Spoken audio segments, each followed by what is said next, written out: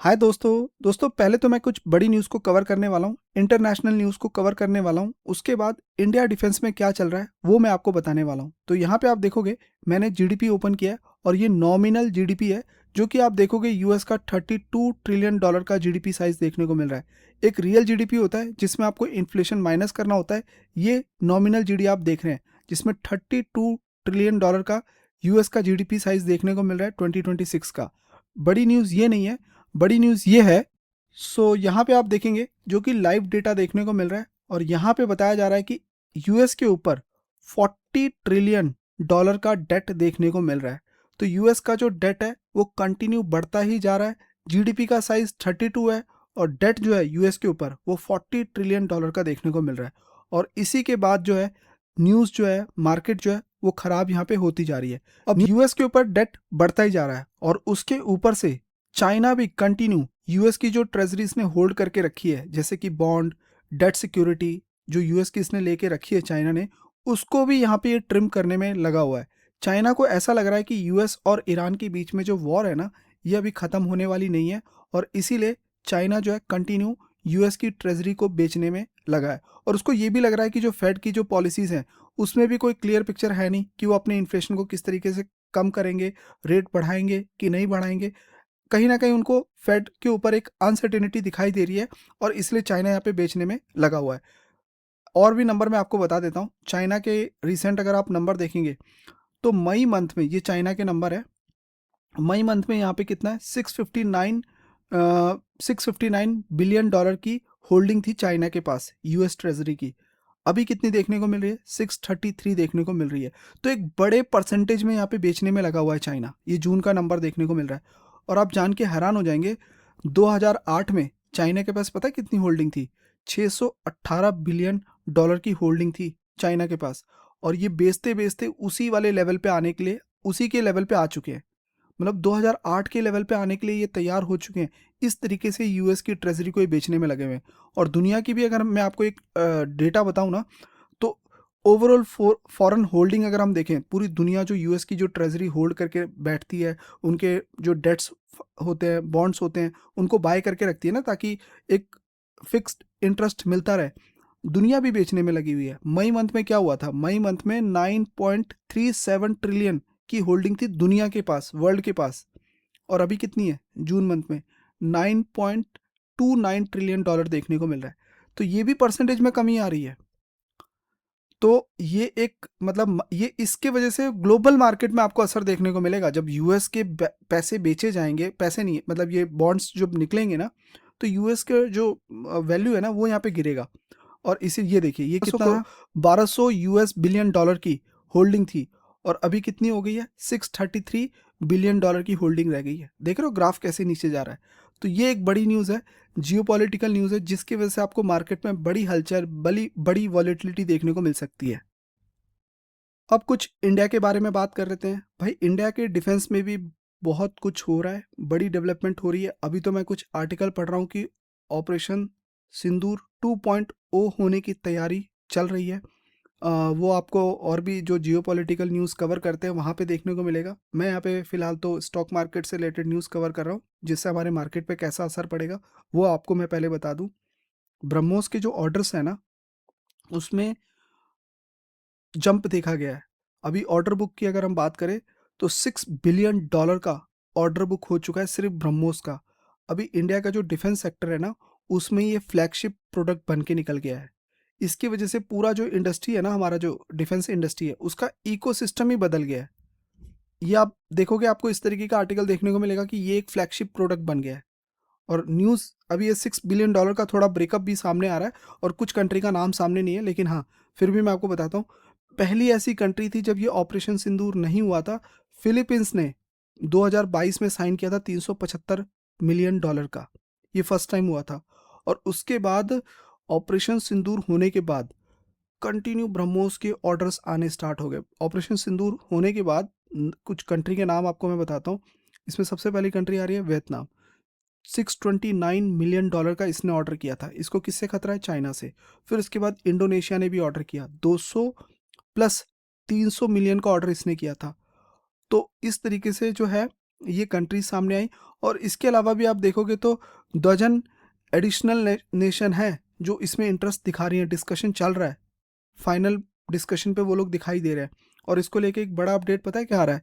अभी recently India ने एक प्रपोजल भेज दिया है, ब्रह्मोस एरोस्पेस ने एक सबमिट किया है प्रपोजल यूएई को। और इसमें इंडिया ने क्या बोला है कि अगर यूएई को, क्या प्रपोजल में क्या दिया है कि इस प्रपोजल में इंक्लूड ये है कि ये इंडिया जो है वो सुपरसोनिक ब्रह्मोस क्रूज मिसाइल इसको सप्लाई करने वाला है।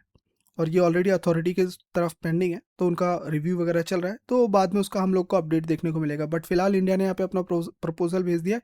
आपको इस तरीके के बहुत सारे आर्टिकल्स देखने को मिल जाएंगे।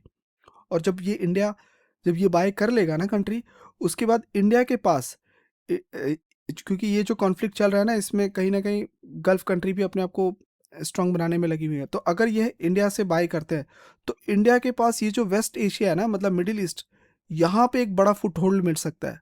बहुत सी ऐसी कंट्री जो और भी इंटरेस्ट दिखा सकती है अगर ये यूएई इस तरीके का स्टेप आगे लेता है तो। और इसके साथ एक और बड़ी डेवलपमेंट हुई है, यहाँ पे आप देखोगे जापान ने क्या किया है।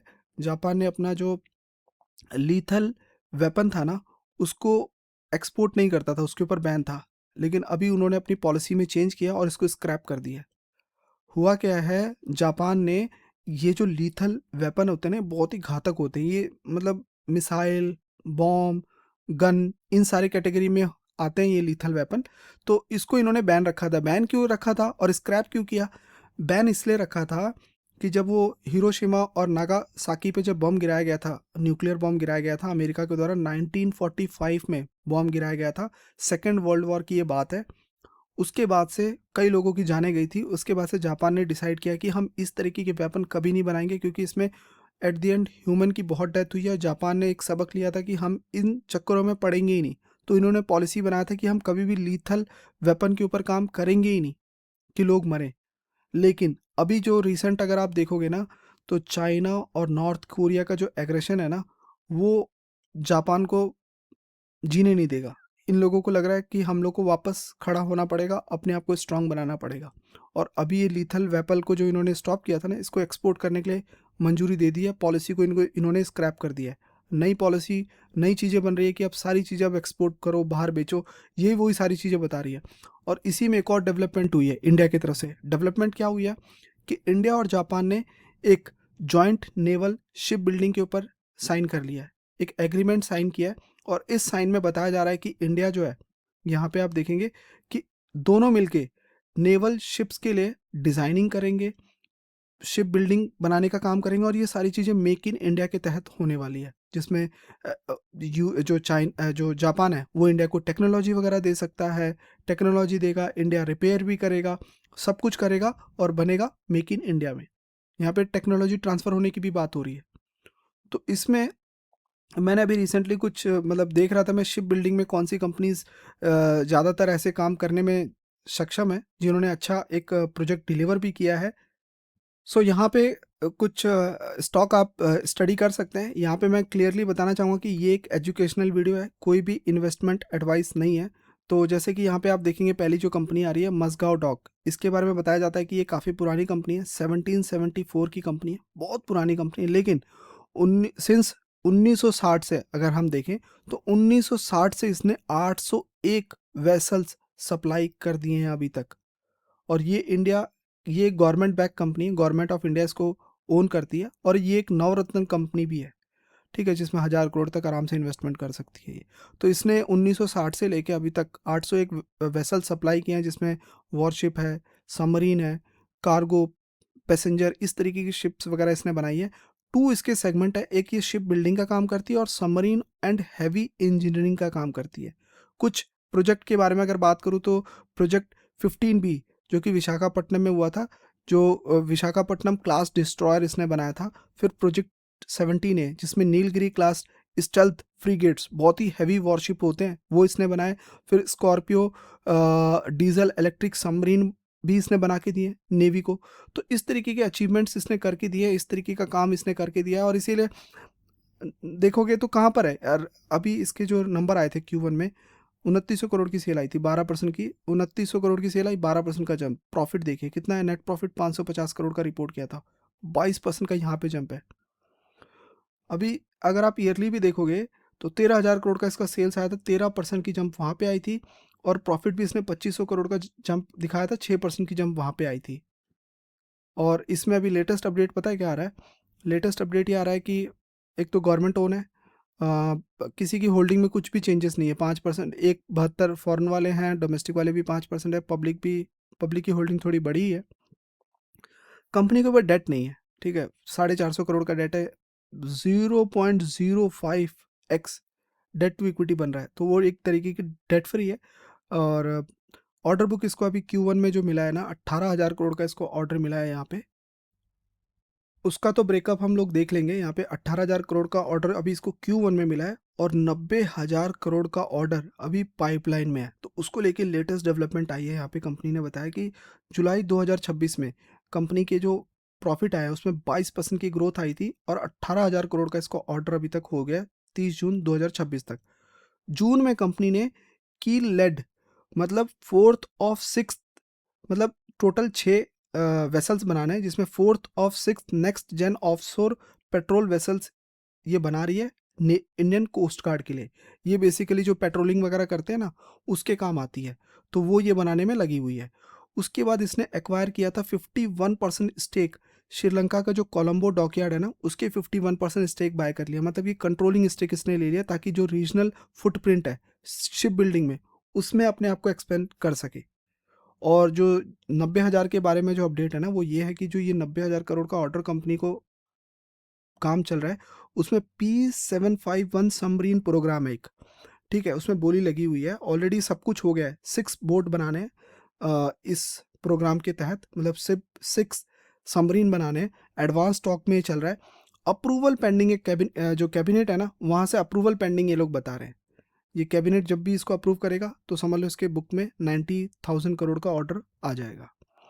नेक्स्ट जो कंपनी आ रही है, नेक्स्ट जो कंपनी है, गार्डन रिच शिप बिल्डर, जो कि इसी सेम सेक्टर से बिलोंग करती है। ये भी आज की कंपनी नहीं है, 1884 की कंपनी है, और इंडिया की first shipyard to export warship, मतलब इसने वॉरशिप भी एक्सपोर्ट किया है। 100+ वॉरशिप इसने अभी तक एक्सपोर्ट किए हुए, नेवी वगैरह को दिया है इसने। यहाँ पे आप देखोगे नेवी और कोस्ट गार्ड, इन सबको इसने जो है इस तरीके की वॉरशिप बना के दिया, और रिसेंटली इसको ना नवरत्न स्टेटस भी मिला है, अभी रिसेंटली मिला हुआ है।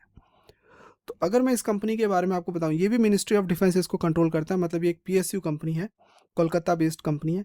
अभी इसने देखिए Nilgiri class piece project 17A के तहत नीलगिरी क्लास स्टेल्थ फ्रीगेट बना के दिया, जो कि एक खतरनाक वॉरशिप होती है। बड़ी जो फ्रीगेट होती है ना, वो बहुत बड़ी वॉरशिप होती है, वो छोटी नहीं होती है। फिर इसने कोमत्रा क्लास एंटी सबमरीन वॉरफेयर बनाया, जो कि बेसिकली क्या होता है, ये ना एंटी सबमरीन, अगर दूसरे दुश्मनों की वॉरशिप या सबमरीन आ रही है, उसको आइडेंटिफाई कर लेता है ये, उस तरीके का इसने काम किया है। तो इस तरीके की चीज़ें ये बनाती है, और नेवी कोस्ट गार्ड वगैरह को देखे इन सबको ये देती है, जैसे जिसका जैसा ऑर्डर आता है वैसे ये काम करती है। अब इसके बारे में ये है कि इसकी जो जंप आएगी ना, वो देखिए 1800 करोड़ का इसने सेल्स दिखाया, 38% की जंप आया, 173 करोड़ का पैट आया, 40% का जंप इसने तो पैट में लगाया है। और ईयरली भी अगर मैं देखूँ 25 से 26, तो 7,000 करोड़ की सेल आई है, जो कि पिछले साल 5 थी, 37% का जंप यहाँ पे आया। और प्रॉफिट 748 करोड़ का आया है, जो कि पिछले साल 527 का था, 41% का जंप यहाँ पे आया है। तो ये इसके नंबर्स कह रहे हैं। और इसने लेटेस्ट क्या दिखाया है कि इसका जो प्रमोटर होल्डिंग है वो एज इट इज़ है। फॉरेन वालों की होल्डिंग 3% के आसपास है, कुछ भी चेंजेस नहीं है। फॉरेन डोमेस्टिक की भी होल्डिंग एज इट इज़ है, और पब्लिक की भी होल्डिंग एज इट इज़ है, कुछ भी मतलब चेंजेस नहीं है ना। 350 था, 321 हुआ, तो 30 BPS का कम हुआ है। और आपका डोमेस्टिक वालों का बढ़ा है 24 BPS से, तो कुछ मेजर चेंजेस नहीं। हल्का फुल्का तो चलता रहता है, कोई शॉर्ट टर्म की लगा रहा तो अपने प्रॉफिट के हिसाब से निकल जाता है, तो इतना उसमें कुछ नहीं है। अब ये कंपनी भी देखोगे तो मार्च 26 का डेट कितना है, 37 करोड़। तो इसको पता है क्या बोलेंगे, डेट नहीं है कंपनी के पास, 0.01% का डेट है। और लेटेस्ट ऑर्डर जो Q1 के जब नंबर आए, तो कंपनी ने 13,000 करोड़ का ऑर्डर लिया है, 13,000 करोड़ का, और 33,000 करोड़ का ऑर्डर लेने के लिए तैयार हो रही है ये। उसमें इन्होंने एक बात बोली है कि जुलाई 2026 में कंपनी के पैट 44% के ग्रो हुए, और 13-13.5 करोड़ का इसको ऑर्डर मिला 30 जून 2026 तक। फिर उन्होंने बोला कि 1000 करोड़ का ऑर्डर इनको ONGC से भी मिला है, जिसमें इनको 4 प्लेटफॉर्म सप्लाई वेसल्स बनाने हैं ONGC से, उनके लिए करके देना है, अगले 48 मंथ में सप्लाई करना है। और उसके बाद इसको अभी रिसेंटली नवरत्न स्टेटस मिला, मतलब कहीं पे भी छोटा मोटा इन्वेस्टमेंट कर सकती है 1000 करोड़ तक।